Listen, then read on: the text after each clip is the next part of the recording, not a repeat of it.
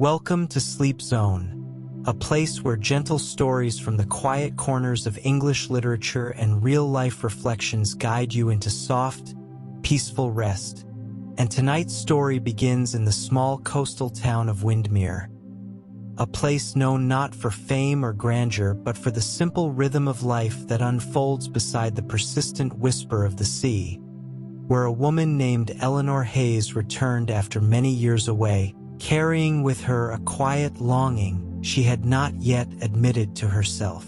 The train that brought her back glided along the tracks with a slow, steady motion that felt almost like the rocking of a cradle,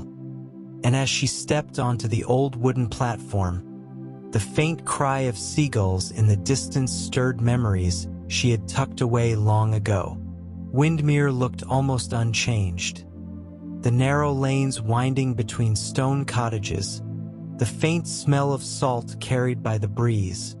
the distant glow of lanterns hanging outside the local inn where travelers gathered at dusk. Eleanor had left this place at 18, certain that the world beyond held everything she needed. Yet here she was 15 years later, drawn back not by obligation but by a feeling she could not name, something that tugged at her like the tide pulling gently at the shore. She carried a small suitcase and a worn leather journal, the same one she used during her university years, filled with sketches of landscapes, fragments of poetry, and notes from the long afternoons she used to spend by the Windmere cliffs. Her plan was simple: to stay for a few weeks, to rest, to breathe, and to decide what direction her life should take next. As she walked through the familiar streets, her steps slow and unhurried,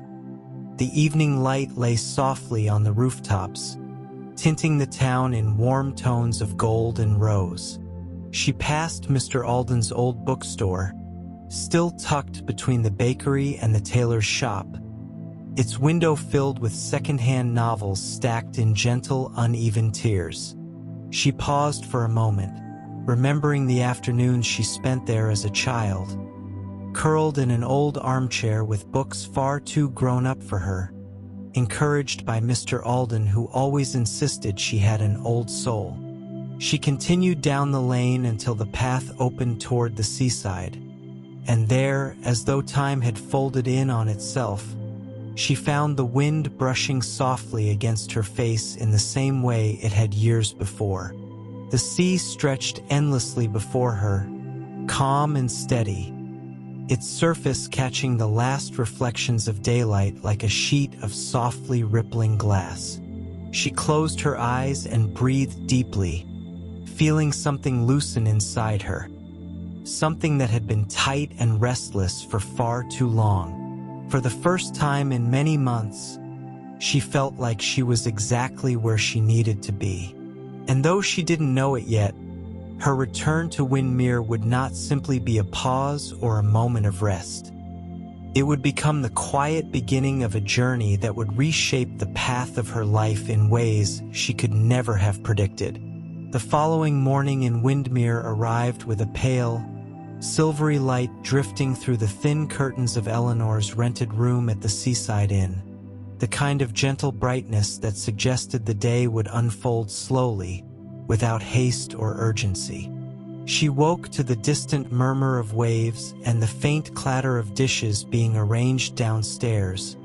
reminders of the familiar rhythm of the town she thought she had outgrown. After dressing in simple, comfortable clothes, she made her way to the small dining room, where a few early risers sat quietly with steaming cups of tea.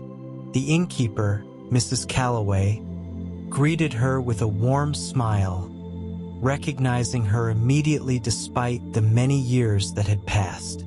Eleanor was surprised by how easily conversation flowed between them, as though no time had elapsed at all. They spoke of the town, of old neighbors, of the changes that had happened and the things that had stayed exactly the same. After breakfast, Eleanor stepped outside, the crisp morning air filling her lungs as she walked toward the harbor where fishermen were beginning their day. preparing nets and ropes in silence broken only by quiet greetings and the soft slap of water against wooden boats. Drawn by a sense of nostalgia, she wandered further along the pier and found herself standing before a weathered bench that overlooked the sea. Her favorite place growing up, where she spent countless hours writing in her journal or simply watching the horizon shift with each passing hour. She sat down, letting the cool breeze brush gently across her face, and opened her old journal to a blank page,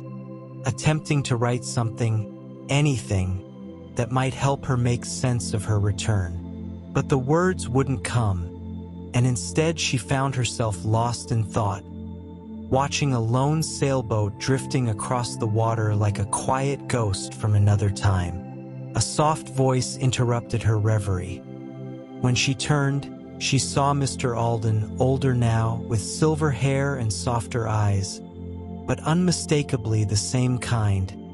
thoughtful man who had encouraged her love of books when she was young. He greeted her with genuine warmth and sat beside her, and together they watched the sea in comfortable silence before he spoke about the little bookshop she had loved. He mentioned, almost casually, that he was thinking of retiring soon, unable to manage the store alone. His voice carried a hint of sadness, a quiet resignation she wasn't used to hearing from him, and something inside her stirred at the thought of the bookstore closing its doors forever. She walked with him back to the town center, listening as he spoke about the dwindling number of readers, the charm of old books, and the way time had a habit of reshaping even the most familiar places. As they reached the shop, he unlocked the door and invited her inside, and the moment she stepped into the warm, dusty light, surrounded by shelves filled with stories, memories rushed over her with such force that she felt momentarily breathless. It was more than a shop. It was a sanctuary from her childhood, a place where she had first begun. To understand the power of words, the comfort of quiet spaces, and the beauty of stories that connected people across generations. Standing there, she felt an unexpected sense of belonging, as though the shop were waiting for her in some quiet, patient way. And although she said nothing aloud, a small seed of possibility began to take root within her, one that would, in the days to come, grow into a choice far bigger than she could yet imagine. Over the next few days, Eleanor settled into the gentle rhythm of Windmere, waking to the soft light of morning and the quiet bustle of the town that seemed alive yet unhurried, a perfect mirror of the calm she had been craving. She wandered often to the bookstore, spending hours sorting shelves and dusting tomes, listening as Mr. Alden shared stories about the authors whose names she recognized only from faded covers and yellowed pages, and about the travelers and locals whose lives had touched the shop in small, unforgettable ways. Sometimes, she would pause at a corner window, looking out toward the cliffs where the waves met the rocks in a steady, tireless rhythm, and feel a connection to the countless days she had spent there as a girl, watching the sea stretch to the horizon, imagining futures she now realized were far simpler than she had imagined. One evening, as the sun was setting in streaks of amber and pink, she noticed a young man standing outside the shop, holding a bundle of letters and looking uncertain. His name was Daniel, a historian working on a small local project about Windmere's past, and he had come seeking old records and photographs for his research. Eleanor offered to show him the sections of the shop where the archives were kept, and as they moved together among the shelves, speaking softly about the history of the town and its people, she felt a warmth she had not expected, a gentle ease in his presence that reminded her of afternoons reading under the large elm in the village square. Over the next few days, their paths crossed frequently. at the market, by the harbor, on the cliffs above the sea. Each encounter was quiet and unhurried, a conversation sprinkled with laughter and small observations, growing naturally like the tide shaping the coastline. Eleanor found herself looking forward to these moments, feeling a steady curiosity and subtle excitement that she hadn't realized she was capable of experiencing again. Yet there was no rush, no pressure, just a slow unfolding of possibility, the way sunlight creeps across a room in the early hours, lighting dust motes that hang in the still air.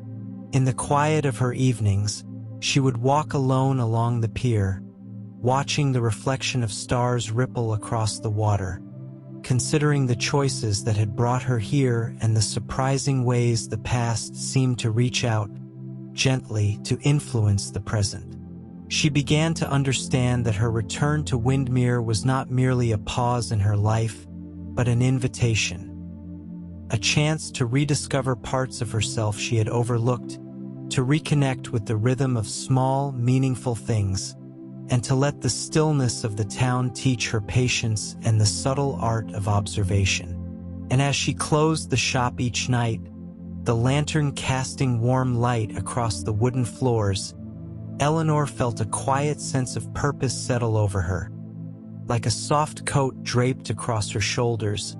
comforting and reassuring, hinting at the deeper journeys of the heart that lay just ahead,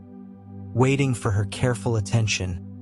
waiting for her to allow herself to step fully into them. The following week, Eleanor began to feel as though Windmere itself were quietly reshaping the contours of her thoughts and her life, each day revealing new corners of the town she had never noticed before, from narrow alleyways lined with climbing roses to small cafes tucked beneath low stone arches where the aroma of freshly baked bread mingled with the salt air. And as she explored, she became increasingly aware of how much she had missed the subtle rhythms of this place, the way neighbors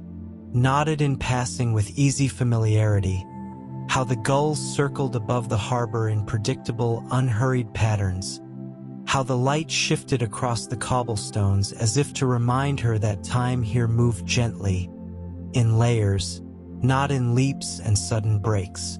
One afternoon, Eleanor and Daniel found themselves walking along the cliffside path, the waves crashing below in a steady, hypnotic pulse that seemed to echo the quiet thrum of her own heartbeat.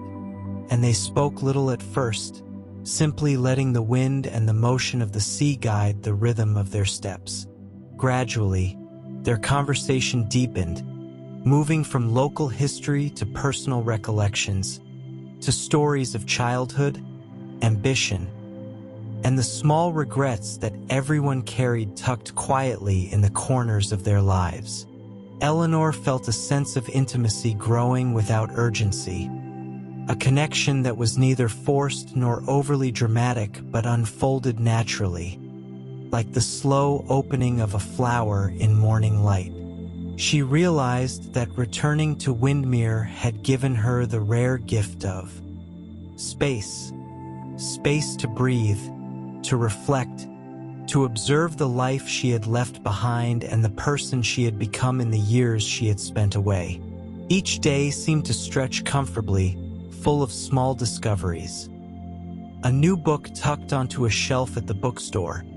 a note slipped under a door from a neighbor recalling a shared memory, the scent of rosemary drifting from the garden where she sometimes paused to sit quietly and write in her journal. In the evenings, Eleanor often walked alone along the old pier, listening to the low, constant rhythm of the sea, the boards beneath her feet familiar and reassuring, the sound of water against wood like a whispered lullaby meant just for her. She noticed the subtle changes in the town as well, the arrival of a few new visitors, the fresh paint on the railings, the way the sky seemed to hold a slightly softer glow after sunset. But all of these small details seemed to exist in harmony with the steadiness of life here,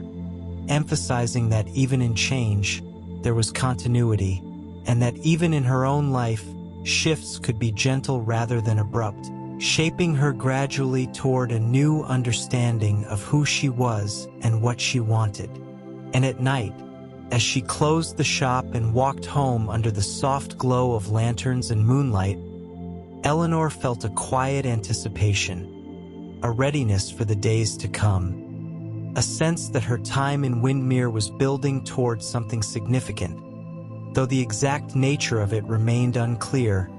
lying just beyond the horizon like a distant lighthouse guiding her through a calm but unknown sea. Over the next several days, Eleanor's life in Windmere began to settle into a rhythm that felt both comforting and quietly invigorating. Each morning greeted with the soft light spilling through her window, and each evening closed with the gentle hush of the sea against the shore.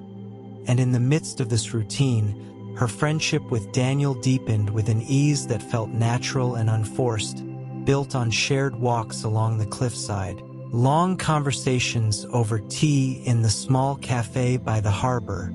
and the quiet understanding that grew between them without needing to be named. They often explored parts of the town together that Eleanor had never noticed before: tiny hidden courtyards filled with flowers, narrow stairways leading to rooftops with breathtaking views of the ocean, and small antique shops that smelled faintly of leather and time, where she would linger over old maps and photographs while Daniel carefully examined the town's historical archives,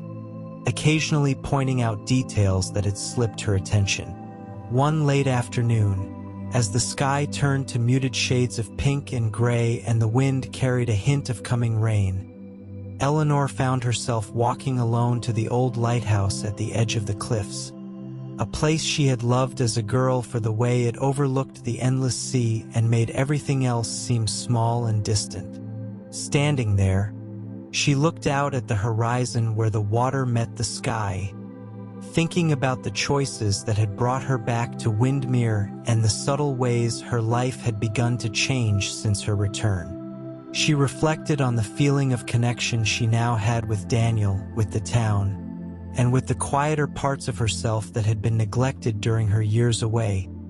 realizing that the simplicity of life here was not a limitation but a liberation, a space in which she could finally breathe and consider her future without the rush of the outside world pressing in. The rain began to fall softly,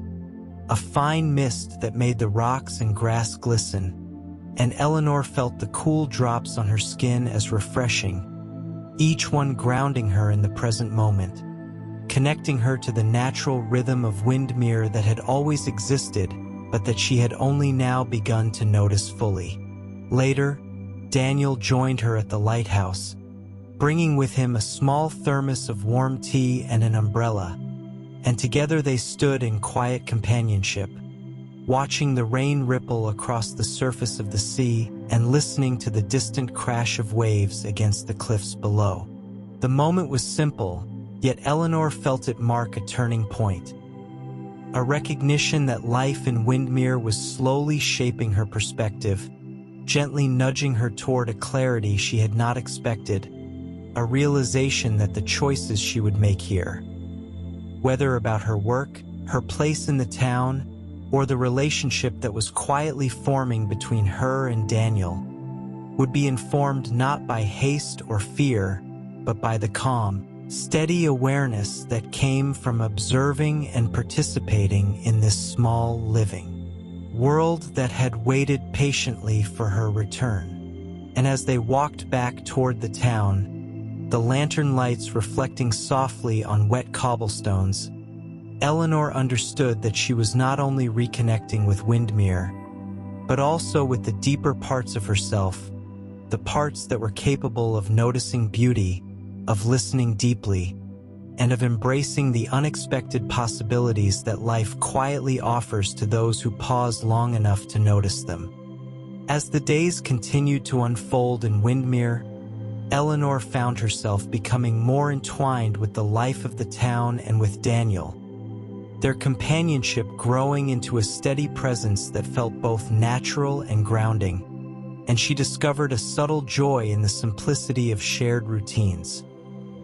Mornings spent walking along the misty cliffs, afternoons arranging books in the warm, quiet spaces of the bookstore, and evenings lingering over tea while the low light of the harbor reflected on the water, creating a golden shimmer that softened the edges of the day. Conversations between them became increasingly personal, moving from the past and local history to dreams and regrets. Small confessions that built a delicate intimacy neither rushed nor forced, and Eleanor began to recognize that the feelings stirring within her were more than mere friendship, though she let them grow slowly, savoring the gentle rhythm rather than seeking resolution. One afternoon, a letter arrived addressed to Eleanor, postmarked from the city she had left behind, and holding it in her hands, she felt a sudden reminder of the life she had paused, of responsibilities and choices she had delayed. And yet the pull of Windmere was undeniable, a quiet insistence that she stay, to listen, to observe, to allow the town and its people to guide her toward clarity. She walked to the edge of the cliffs, letting the wind lift the letter from her hands for a moment before tucking it safely into her bag, and looked out at the sea, watching the waves roll endlessly, their rhythm a quiet mirror of her own contemplations, and realized that while the city had shaped her past, Windmere was offering her the chance to shape her present, slowly, deliberately, with intention. Daniel appeared beside her without a sound, carrying 2 cups of tea, and they stood together, sharing warmth and quiet conversation, speaking occasionally about trivial things and sometimes saying nothing at all, letting the wind, the distant gulls, and the soft lap of the waves do the talking. Over the course of the week, Eleanor began to notice small changes in herself. Her thoughts felt less rushed, her decisions clearer, her emotions calmer, and her connection with the town and its people deepened, as if each smile exchanged with a neighbor, each story shared in the bookstore, and each quiet walk along familiar paths were quietly weaving her back into the fabric of the place she had once called home. The familiarity of old streets combined with the freshness of returning to them after years away brought a delicate balance between memory and new experience, and Eleanor understood that this interplay was shaping not just her days, but the very way she perceived life, relationships, and the unfolding possibilities before her. In the evenings, as she returned from long walks and closed the shop, the town bathed in soft lantern light.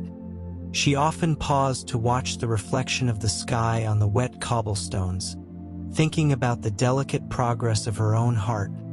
the slow awakening of feelings she had long ignored, and the quiet, persistent realization that her time in Windmere was preparing her for choices she would need to make soon. Choices that would blend her past,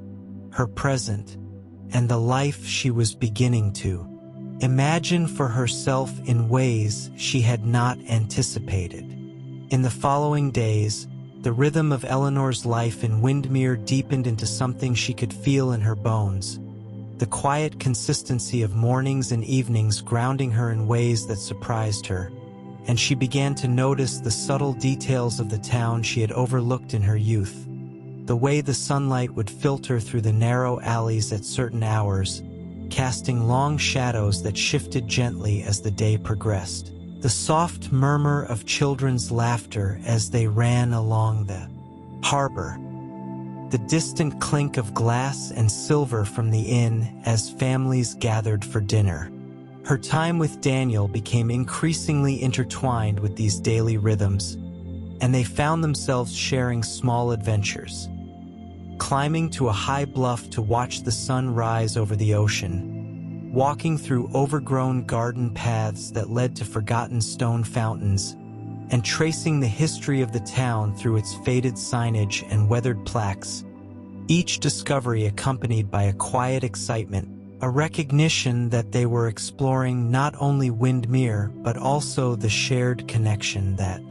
had been growing between them.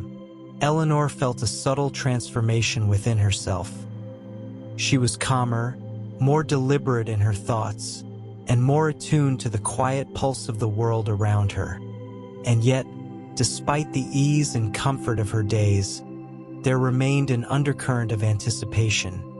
a sense that her return to Windmere had set in motion events she could not fully predict. One afternoon, as the clouds gathered in muted gray above the cliffs and the wind carried the scent of rain across the harbor, Daniel brought Eleanor to a small, neglected garden on the outskirts of town, a place where wildflowers had grown unchecked for years, their colors vibrant against the damp earth. Together, they began to clear paths and tend to the flowers, working side by side in silence, punctuated only by occasional conversation about the history of the plants or memories they recalled from past summers in. There remained an undercurrent of anticipation, a sense that her return to Windmere had set in motion events she could not fully predict. One afternoon, as the clouds gathered in muted gray above the cliffs and the wind carried the scent of rain across the harbor, Daniel brought Eleanor to a small,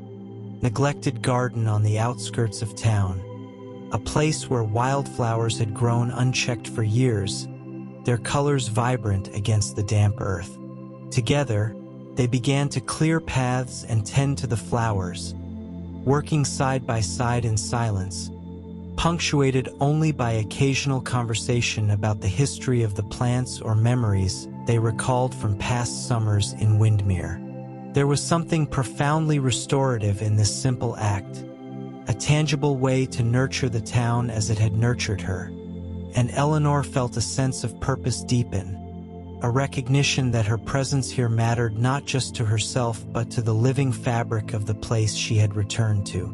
Evenings were spent at the bookstore or walking along the cliffs, watching the fading light reflect on the water, and in these moments, Eleanor often thought about the choices she would soon have to face, the direction of her career, the possibility of staying permanently in Windmere, and the slow, undeniable stirring of her heart toward Daniel. Yet she did not rush. The town and its quiet pace seemed to encourage patience, and she allowed herself to feel each moment fully, savoring the ordinary yet extraordinary feeling of being exactly where she belonged. There was a subtle tension beneath the calm, though, a recognition that this peace was preparing her for decisions that would change her life in ways she had not yet envisioned. A gentle build-up toward clarity that promised resolution while keeping the details just out of reach, allowing anticipation and reflection to exist together in a delicate balance, like the tide waiting before it touches the shore. As the days of late summer unfolded in Windmere, Eleanor began to notice a subtle shift in the air, a sense that the town itself was quietly preparing her for something she had not yet fully understood, and each morning she awoke with a feeling of anticipation she could not explain, a gentle stirring in her chest that made her heart beat a little faster and her thoughts linger longer on Daniel and the life she was beginning to envision here. She spent her mornings at the bookstore, cataloging new arrivals and arranging the shelves with the care and attention of someone reconnecting with a long-lost part of herself. And the afternoons were filled with walks along the cliffs, where the waves crashed with their usual rhythm and the wind carried the scent of salt and wildflowers across the path, reminding her of the constancy of nature even as her own life began to feel subtly transformed. On one particularly bright afternoon, Eleanor and Daniel ventured further along the shoreline than they had ever gone before, discovering a secluded cove where the water lapped gently against smooth stones and the sunlight glittered on the surface in 1,000 tiny reflections. And there they sat for hours, speaking quietly about their memories, their hopes, and the unforeseen joys that had arisen from their time together in Windmere. Each word, each glance, each pause carried weight without urgency, a soft unfolding of connection that felt both inevitable and fragile. as though the universe itself had conspired to allow these moments to exist undisturbed by the pressures of the outside world. Returning to the town in the early evening, they found the streets bathed in golden light, the lamplights casting long shadows that shifted slowly across the cobblestones, and Eleanor felt an unexpected gratitude for the slow pace of life here, the way every detail seemed to matter without demanding attention, the way quiet moments could hold profound significance. That night, as she closed the bookstore and walked along the pier toward her room at the inn, she paused to watch the reflection of the moon on the calm water, feeling the cool breeze on her face and listening to the gentle creak of the wooden boards beneath her feet, a sound she realized she had always found comforting but had not noticed consciously until now. She understood, with a clarity that both surprised and reassured her, that her return to Windmere had been more than a simple journey home. It had been a subtle reshaping of her inner landscape, a careful untangling of the knots of her past, and a preparation for decisions she would soon need to make, decisions about love, belonging, and the future she could now imagine with quiet certainty. And as she reached her room and looked out once more over the harbor, the lanterns glowing softly and the distant sound of the sea forming a lullaby, Eleanor felt a deep, unspoken understanding that the most important moments of her return were still unfolding, that the chapters of her life in Windmere were not yet complete, and that the days to come would require courage, honesty, and an openness to the unexpected gifts hidden in ordinary experiences, all of which would prepare her for the choices that awaited just beyond the horizon of her quiet contemplation. In the quiet embrace of her last evening in Windmere before deciding the direction her life would take, Eleanor stood once more on the familiar cliffs overlooking the endless expanse of the sea, the sky painted in soft hues of amber and violet as the sun dipped slowly beneath the horizon, and she felt a profound sense of peace settle over her, a calm born from the journey of these weeks, from the slow rediscovery of herself, and from the gentle unfolding of her connection with Daniel, whose quiet presence had become a steady, reassuring rhythm in her life, much like the ceaseless waves rolling against the rocks below. She thought of the bookstore, of Mr. Alden and the stories he had shared, of the small corners of the town she had wandered alone and with Daniel, of the letters she had received and the choices she had postponed, and she realized that each experience had woven together to guide her to this very moment. A moment of clarity, reflection, and quiet courage. Turning to Daniel, who stood beside her with a small, encouraging smile, Eleanor felt a gentle warmth spread through her chest. The awareness that love, patience, and understanding could grow slowly and steadily if allowed, like the wildflowers in the neglected garden they had tended together, and she recognized that the life she had imagined upon her return to Windmere had evolved into something richer and more meaningful than she had dared hope. The wind brushed softly against their faces, carrying with it the scent of salt, earth, and the faint sweetness of blooming flowers, and in that delicate, fleeting instant, Eleanor understood that the past, present, and future were not separate but intertwined, shaping her with each step she had taken along the familiar paths of the town and the cliffs. As the sun disappeared fully beneath the horizon, leaving the first stars to twinkle in the darkening sky, she took Daniel's hand with quiet certainty, feeling the steady beat of his heart in harmony with her own, and she knew that the decisions ahead, whether to stay, to embrace the slow rhythm of Windmere, and to nurture the delicate new beginnings in her life, were no longer choices of fear or uncertainty, but choices of intentionality, love, and courage. With the waves whispering their eternal song beneath her, Eleanor allowed herself to inhale deeply, letting the moment wash over her completely, and for the first time in years, she felt entirely at home within herself and in the world around her, ready to step forward into the life she had quietly, patiently, and beautifully rebuilt in the gentle town of Windmere. And now, as our story in Windmere comes to a gentle close, we want to thank you, dear listener, for joining us in this quiet journey of reflection, discovery, and calm. Your presence here, taking these moments to pause, breathe, and immerse yourself in the gentle rhythm of the story, is a gift in itself, and we hope that the soft scenes, the quiet walks, and the subtle unfolding of Eleanor's journey have brought you comfort, peace, and perhaps a little inspiration for your own moments of rest. May the calm and serenity you experience tonight follow you into your dreams and carry you gently into a deep, restful sleep. And may you always find spaces of quiet in your days,